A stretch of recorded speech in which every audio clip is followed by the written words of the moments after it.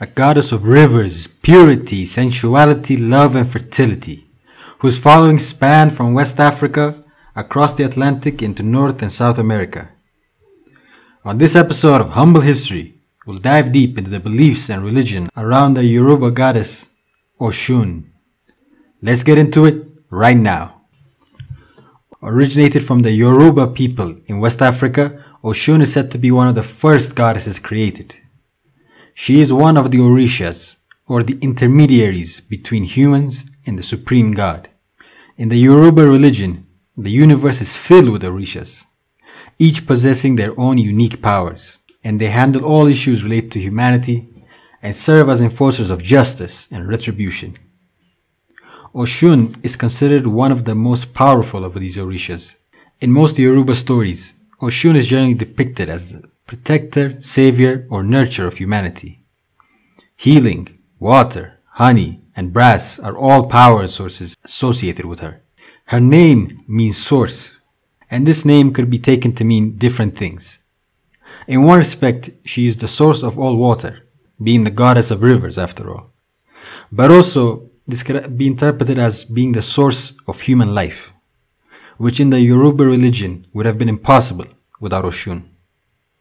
And one of the most expansive stories of the Yoruba religion explains why.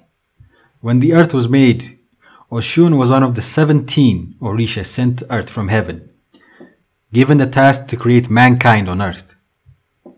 And she was the only female Orisha of the 17. When they reached earth, the male Orishas neglected Oshun, believing that they could create human life on their own. They all tried their different powers, but none of them was successful. They consulted each other what to do, but none of them had an answer. Embarrassed, they felt too ashamed to ask Oshun for help. So they marched to heaven, going straight to the supreme god, Olodumare, and they explained to Olodumare of their failure and confessed that they did not know what to do. After hearing their plea, Olodumare simply asked, "How many of you left heaven and went to earth?" 17, they replied. Then Olodumare asked, "And how many of you are here now?" 16, they answered. "You are all intriguers," Olodumare said. "That one you left behind. If you do not bring her here, there will be no solution to your problem. If you continue this way, you will always fail." The 16 Orisha, embarrassed, then went to the only person that they could. Went to earth and asked Oshun for help. Oshun agreed and brought forth waters, bringing life back to the earth and humanity and other species into existence. In the Yoruba religion, it is believed that the first interaction between Oshun and humans took place in the city of Oshogbo. The city is considered as a sacred site and built based on the pact between the people and Oshun. The people would set up their homes along the Oshun River, and Oshun would provide for them, protect them, grant their prayers if they worshipped her dutifully, making the obligatory offerings, prayers, and other rituals. It is from this belief that the Oshun festival takes place in Oshogbo each year. People travel to the Oshun River annually in August during this 2-week festival to give their respects, make sacrifice, and ask for different things such as wealth, health, and children. The Oshun festival begins with the cleansing procession of the town, then followed by the ceremony when all the crowns of the past kings assemble and are blessed by the Arugba.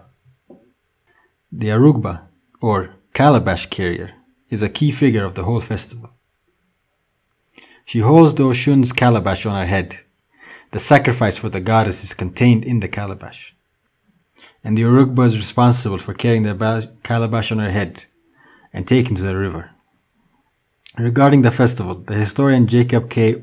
Olupona writes, "The Oshun festival represents a quest for the divine presence and power of the goddess Oshun, who is harnessed at this auspicious time to aid individuals and to serve communal ritual purposes."